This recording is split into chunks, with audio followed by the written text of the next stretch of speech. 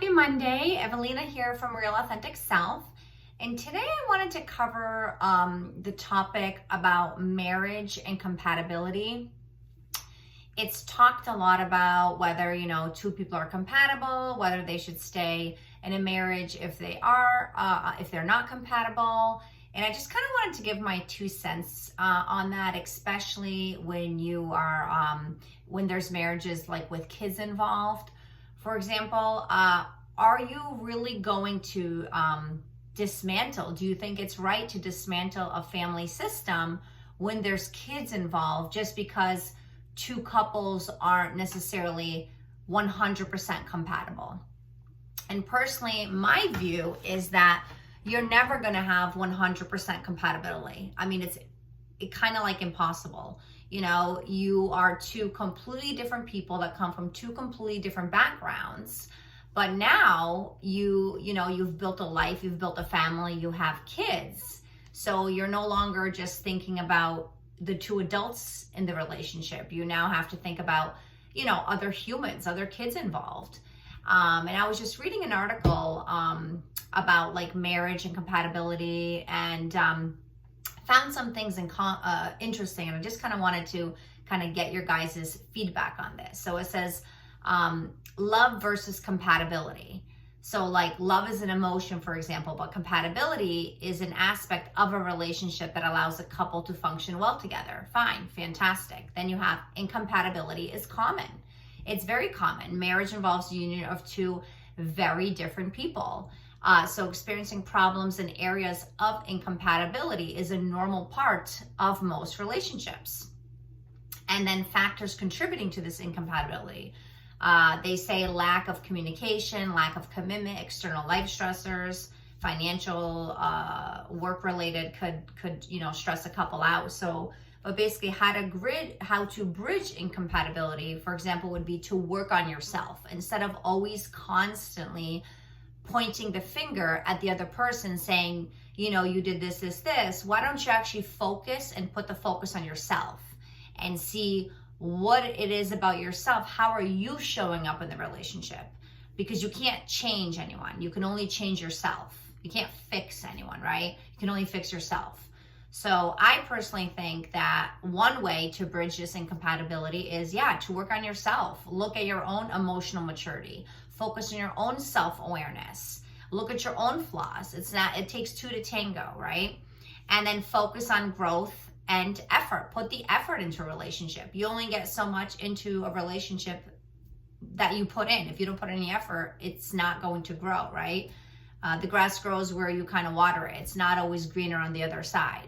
So instead of seeking perfection, for example, couples need to commit to growing together and developing the tools to manage marital problems effectively. And then the last step is acceptance. You have to accept the person kind of for who they are. Instead of trying to fix them and mold them and all this stuff, just try to, accept your partner's differences and imperfections is necessary for a relationship to feel loved and remain strong. So I just think in this day and age, everybody's just like, oh, we're incompatible, we're getting a divorce. But then they don't see the aftermath of what that creates in your own life, in your kids' life. You have all these lives now that you're managing. And just really think 3, 4, 5 times before, you just split because you say, oh, you're incompatible. Why don't you focus on yourself, see how you're showing up in the relationship, and I think that will give you more self-awareness and self-understanding, and then really accepting your partner for who they are, before, blaming others, and trying to fix others. Again, focus on yourself, focus on your own issues, focus on your own stuff that you're dealing with from childhood, for your present, because our childhood experiences really shape us as who we are as adults. So I think this whole concept of, oh, we're incompatible, I just think it's an easy thing to say, to have so many divorces. 50%, I think, of the US is divorced, has a divorce rate. But are those people really happier? Are those kids really happier? Maybe the adults per se could potentially be happier, but how about those kids' lives? What message are you sending to the kids? they're the ones going to be going back and forth to different houses, not the adults, right? So you really have to think about, is it really incompatibility, or is it your refusal to accept the other person for who they are, and you're trying to fix them and mold them into someone that they're not? If you just kind of like let them go and let them be who they are, I think you'll get way farther. Just let them be. You focus on yourself, you change as much as you can, and I think that eventually both of you will kind of soften up your approach towards each other. But it all comes in with love, acceptance, and really truly working on yourself. Because again, it takes two to tango in every single relationship, but you have to really focus on yourself first and live within your authenticity, right? My website, Real Authentic Self. So absolutely don't change yourself. Live within your true authentic values and beliefs. But the way you show up in the relationship,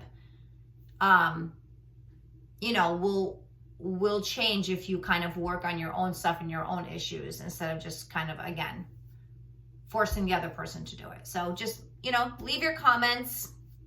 What do you think about it? What do you think about this whole incompatibility, marriage, and divorce because you're incompatible? Is it really incompatibility, or is it just like your refusal to change and do anything and constantly blame your partner for everything instead of actually looking at yourself and kind of like your own flaws, which we all have?